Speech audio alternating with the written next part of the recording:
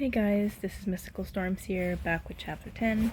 I'm recording this literally right after chapter 9, mainly because I need to know what the fuck's gonna happen with like Dobby and all that shit, because breaking Izuku's trust, how's that gonna go? Not good, but I wanna know.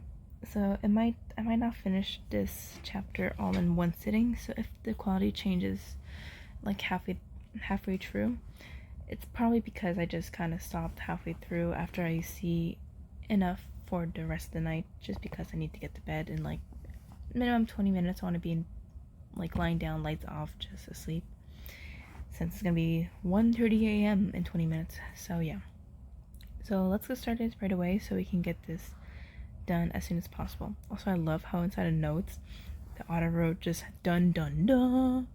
Well, technically just dun dun dun, but you know, dun dun dun. Anyway, let's get started. The cold of his apartment rattled Izuku to his bone. The moment he stepped through the door, it was hard to miss the lack of light turned on despite no one being home. The clink of pots and utensils in the kitchen, of the running of the washer, the scurrying steps of someone not Izuku around the house. It was hard not to miss, but it wasn't hard to miss as well, especially when Izuku kept forgetting simple things that used to be, well, simple things that he'd never thought he'd miss. Like the kettle warm for him when he wanted to drink coffee, even if he hadn't put it in that day. Or the two toothbrushes in the bathroom, or the lack of blankets on the couch because someone always kept forgetting to put them back, or the shoes that were not his, or the smell of breakfast on Saturday mornings that wasn't his own. Simple things that somehow made Izuku feel like he's been beaten black and blue, and right, he was. With a heavy heart, Izuku set off to the living room. The couch felt too big, the TV too loud, even if it wasn't turned on. Everything felt unlike the way it should be, not the way he used to. Izuku usually dealt with the silence of his home well. He didn't have time to sit and contemplate on what it lacked, as he was always running and trying not to die too many times until he made his way to his bed. Sometimes he succeeded, sometimes he didn't, but he just didn't have time to sit around and think about what he lacked or needed as a kid. He didn't have the luxury to be a kid at these times.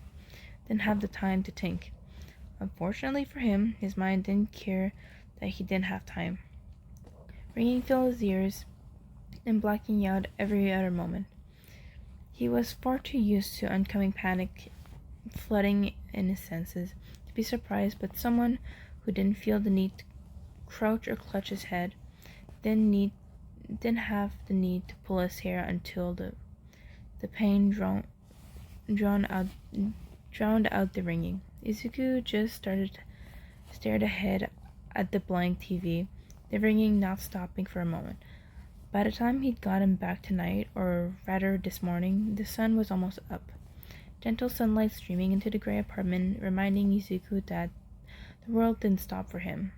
Maybe in all of that, it took a little to realize that the ring wasn't actually a panic attack creeping up to his skin, crawling to his with his nails digging in his skin, but actually his alarm clock blaring in his bed. It was time to wake up for school. He stood up, looked down to his body, bloody, beaten, and so apparent that something had happened. It didn't really click in Izuku's mind that he did. Izuku took a deep, shaky breath, and a laugh escaped his lips. His hands fell to his sides after a weak attempt to try and tame his curls, crusted with blood. He took another deep breath, and a snort escaped his lips. What the fuck was wrong with him? The last 2 days were shit. The last 2 days had been crawling through sewers, cursing out Dobby.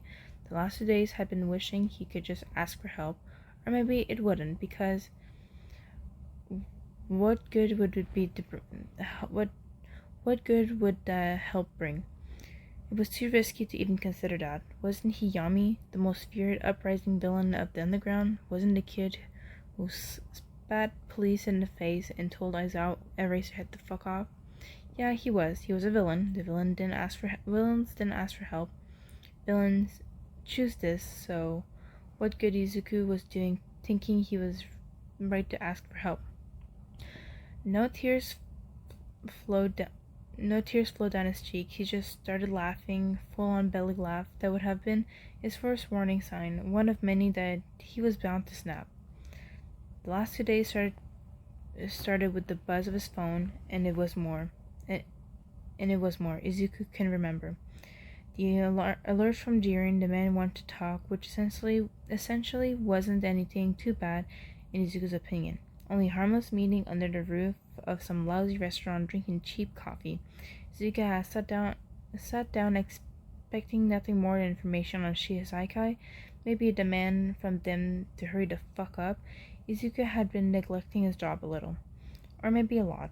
He'd been far too preoccupied with other things, like trying to make sense of his miserable life, but not succeeding at all.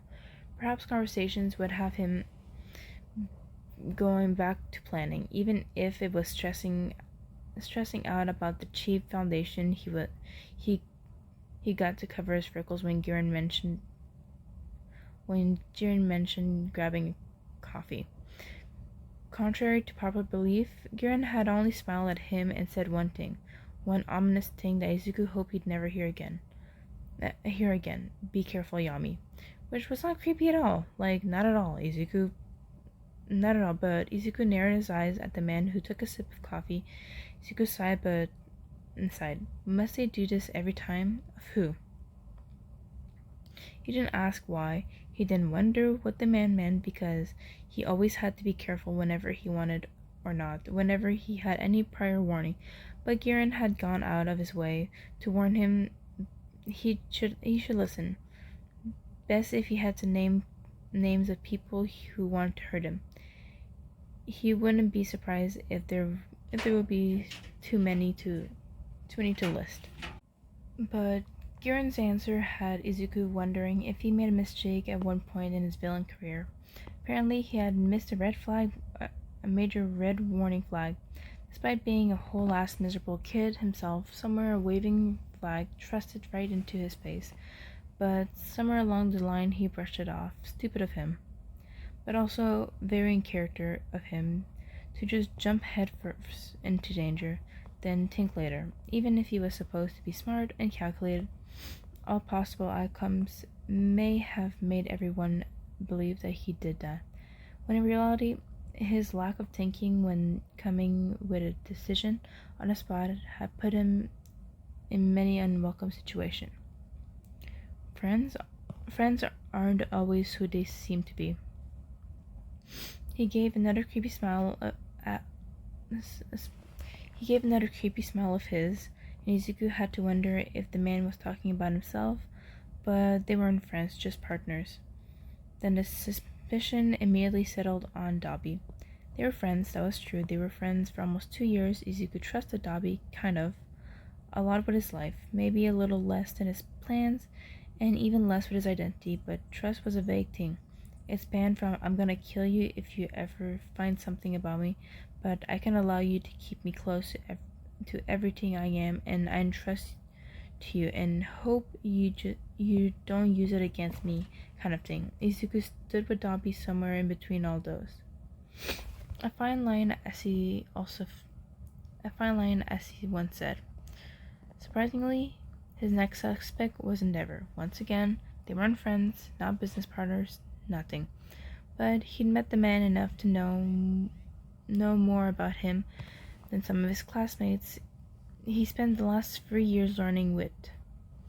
Izuku denied having any relations to his obsessive habits of analyzing heroes that Eraserhead took up a lot of his notes, even more after he met the man a few times. It wasn't like Aizawa knew the way that Izuku did. Aizawa knew the way Izuku did. The man had split opinions and images of him because of the double identity. As for Izuku, he was just one man showcasing different sides of him to supposedly two different people. He just didn't fit the category. Izuku hated that he was elite. What do you count as a friend? Izuku narrowed his eyes. Girin was making him unsure about himself and the people he surrounded himself with. Izuku tried to avoid whilst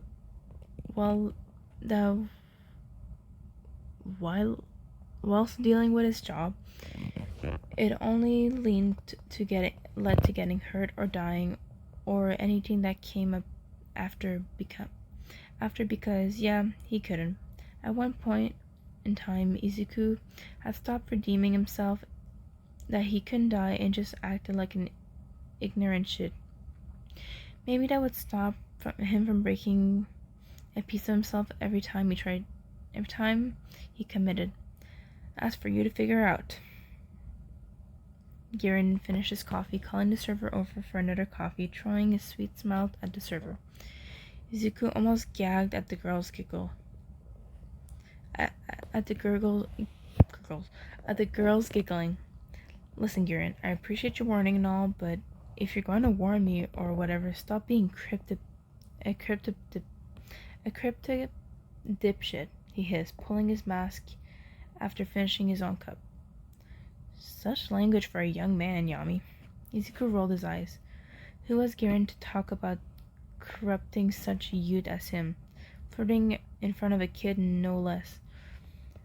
The man should take notes from what he says himself. If you have something to say it.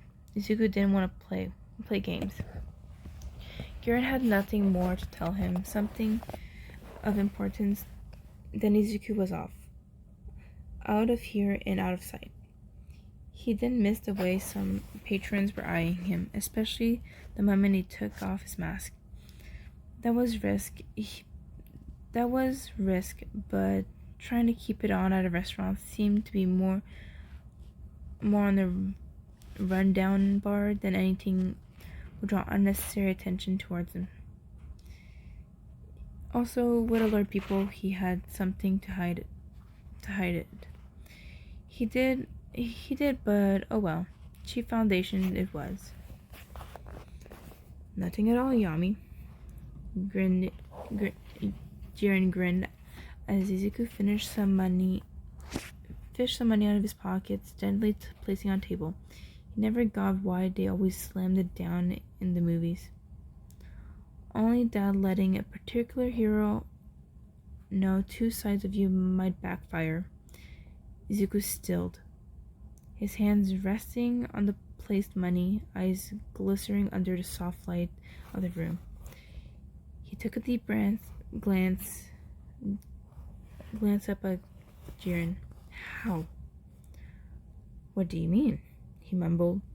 How did the man find out? I'm sure you know, Yami. As I said, be careful. We can't have one of the best villains leaving the scenes because you didn't think about the consequences. Izuku bit his lip. Right. Izuku doubted he cared about Izuku, his identity, or whatever. He only needed him for business, which was logical. The man relied on people needing information and providing it. You're saying this like half the underground wouldn't be happy if I was gone. People wanted him dead, for fuck's sakes. He was a menace, both in a funny and a serious way. People hated him and disliked him. Those who disliked only wished he didn't meddle in their business, and those who hated, well, you know already. Many had personal agendas for whatever reason against him. He didn't think he'd done all that much in the end, but somehow inquiring enemies was so easy. Getting rid of them, though, was another story. True, but the other half did miss you. Girin pointed to himself and insinuated that he was part of the other half as well. Izuku had to laugh. Sure, whatever, but that didn't change the people wanted him dead. Just because one half was good, the other half didn't change didn't change shit. Getting attached is unnecessary. He would know. He did know. Wouldn't you say that, Yami? Izuku ignored his comment getting up. If you're going to be a hypocrite, at least don't make it obvious. Giran knew as well. Izuku wondered if he was that transparent or if Giran was just that smart. Whatever it may be, he didn't want to continue the conversation any longer. I'm leaving, he whispered, nodding at the servant to smile at him, making her way through the crowd to clean his place, the table, even if Giran was still silently sipping on other coffee that got brought over somewhere along the way. Izuku didn't notice that, but it didn't matter. I forgot you're still a kid, Yami. Giran leaned in his chair as Izuku stopped in his seat, not looking at the man. Sometimes I wondered, how did you even survive in this cruel world? Izuku chuckled. That's the thing, Giran. I didn't, he mumbled, and escaped the restaurant into the warm night air. The air felt suffocating. The following conversation would be one Izuku's mind for a long time. He wasn't sure what to make of it. Giran knew a lot. It bothered Izuku. Giran knew a lot more than Izuku was comfortable with. He shouldn't be surprised because he expected that. Unfortunately, it was least of Izuku's worries. If he had to choose between whatever happened next, listen to Giran ridicule him for hours on end, he'd choose the latter. If he knew, sometimes he wished he had a future-telling quirk. Dabi had called, asked to meet up. Pretty normal, pretty okay, and whatnot. Izuku was used to the guy calling him whenever he asked to meet up because wanted to cause chaos.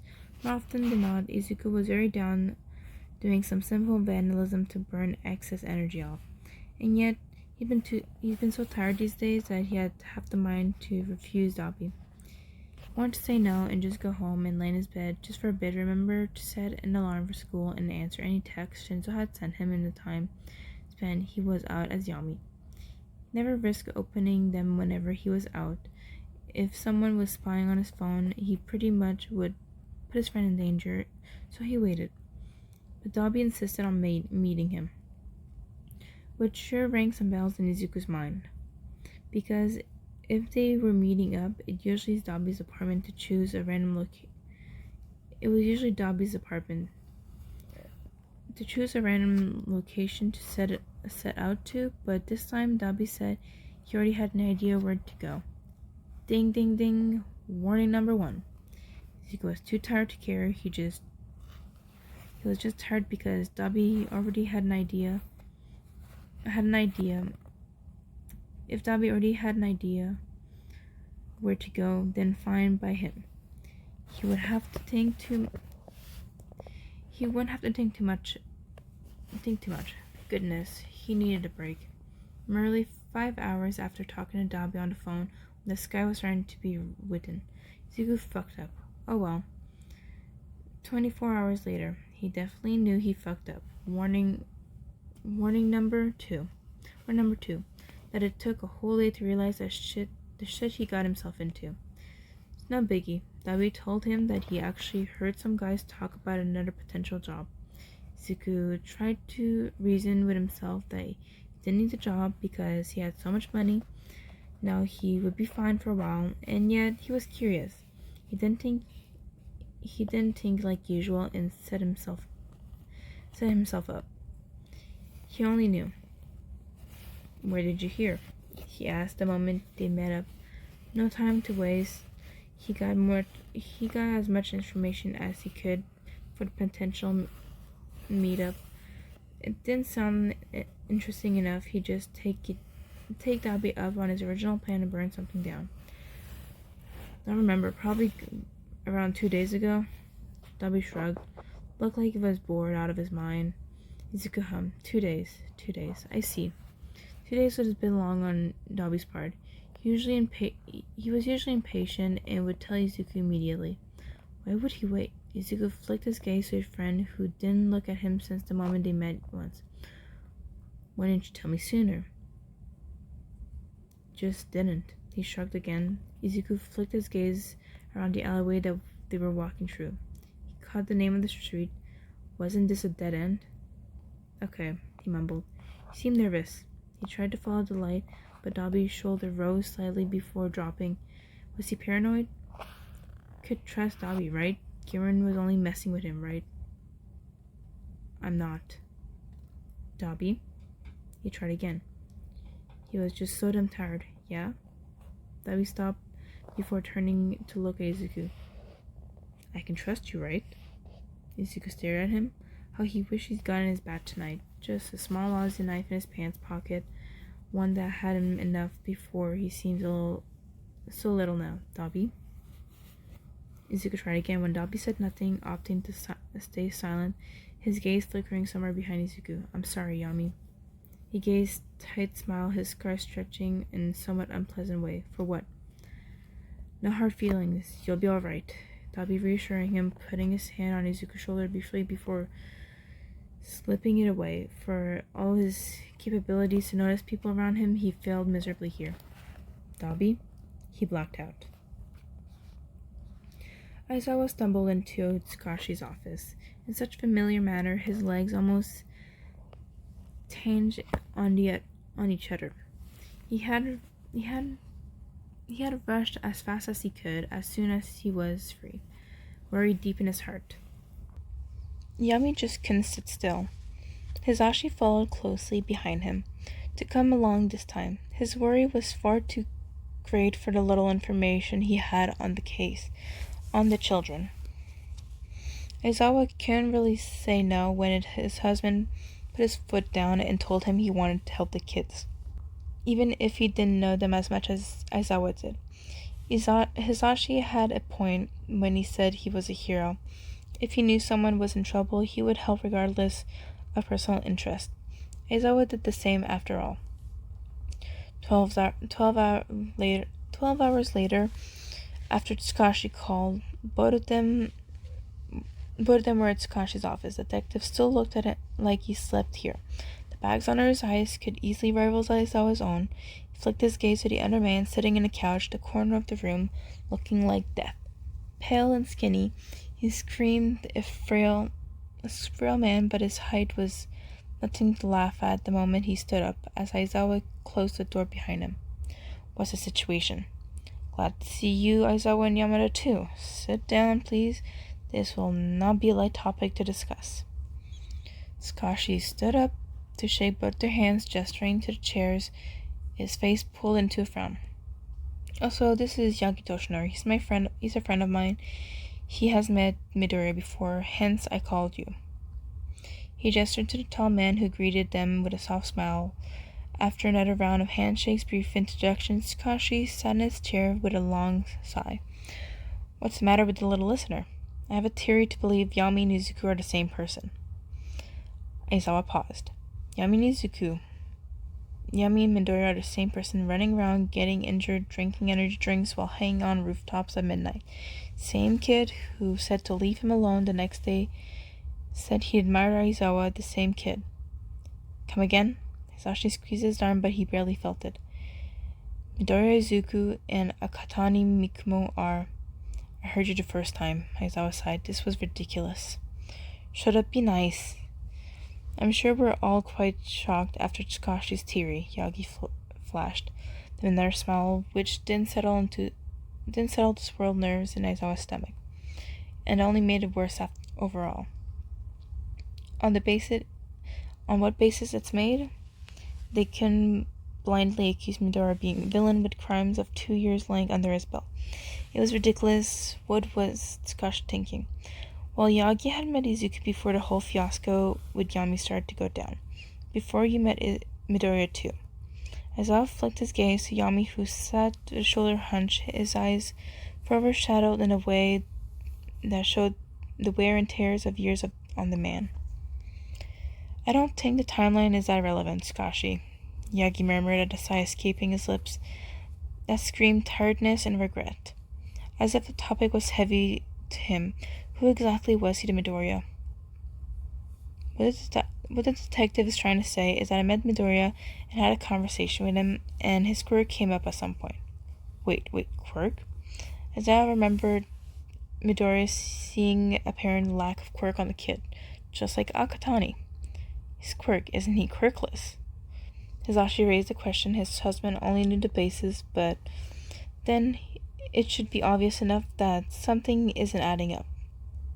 That's what everyone believes until Yagi told me he isn't. How does it tie into Yami? Why did it matter? Did they have similar quirks?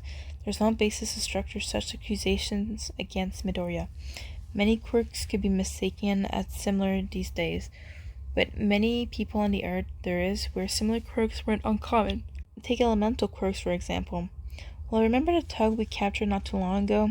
Naomi Shizuo. What about him? He mentioned Yami's quirk, and he's using trigger to boost it whenever it's true or not. The rumors state that Yami can die, which essentially are only rumors, but would insinuate a healing or regeneration quirk of some sort. And Izuku happens to have a healing quirk. A healing quirk. Quirk can be repetitive, as I always said, because they were, but doubts sept in his mind. But what if Yami was Izuku? What if Izuku was a villain? What would Aizawa do? Detective, may I ask what else would push you to this theory? Aizawa don't believe you clinging to this just because of his quirk. Hisashi made a point. Kashi was smart and wouldn't blindly follow the speculations, even if it was more a private investment invested than usual. There was certain professionalism they all held on to, no matter who the job was about. Well, initially I only got around the quirk, I started to dig deeper into Midoriya's files to see the connection between him and Yami. Right, of course you would. Of course there would be more connections, because life is cruel and would push the kid like Midoriya to becoming a villain and taking up the name of a dead child a year younger than him. Aizawa had to ask Izuku why. Somehow he knew Izuku Yami would answer why not. Obvious is that they are both males, around the same height. Akatani Mikumo is dead, so it would be great cover-up for Izuku to use, no matter how wrong that was. Their voices are similar. Aizawa sighed. Their voices were so similar. Aizawa didn't know how he never thought about it. It was obvious now. Every interaction just gave him more clues each and every time. He'd never think about it. It was obvious now. Every interaction gave him more clues each and every time. He'd choose to ignore them because he'd only focus on what Yami was doing, never on why. Aizawa-san? The more I think about it, I can't see where you're coming from, even if it sounds very far-stretched. In the end, it was a theory, one that made too much sense. Shota can't deny there's something. He wasn't, first, but doubt overtook him, too fast for him to think rationally, because things just made sense. I don't want to believe it either, but it would explain a few things. It would explain a lot more than that. God, that day he was bleeding out. Did he let himself do that because he was healing? Did the kid not care about his own life because he could always heal up from some broken bones and whatnot? But what about when he slipped up and died? What then? Aizawa tried not to think about the rumors of trigger. Tried not to think of any time he caught Midoriya on the edge of rooftops, peering down as if the ground would give him a hug. The same sarcasm, similar voice, or at least I thought it was similar, but might as well be the same. They had the same jokes, the same charm, or for that matter, not two different people anymore, just one, just two identities. Their height do match up. Sometimes Izuku's hair seems darker, which would entail hair dye.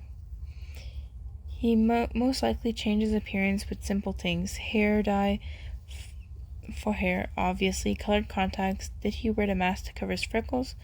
That would be the most logical thing, although very dangerous and easy to get rid of, especially to expose him. And yet it took them 2 years to make the connection, and they did only by sheer luck. Izuku knew how to hide. I see. Sakashi nodded. Silence struck the room. Hisashi was just clutching his hand in a dead grip. He knew his husband was nervous and scared. He was too.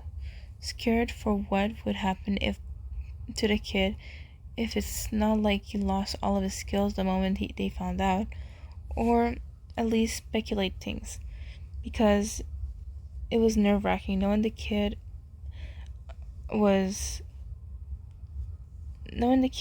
and God Aizawa knew where he lived. Sakashi could easily look it up, but Aizawa had been to his home. The first time he met Izuku, he looked almost 2 months to find out. But you can't say he looked for it either. Then what's her plan of action? Yagi met his eyes with everyone in the room, but no one had any answers besides something Aizawa really didn't want to hear. I'm afraid I can't do much in regard of Izuku without proper blood tests. We have nothing to go more than speculation. Then I'll go find him. I'm on patrol anyway.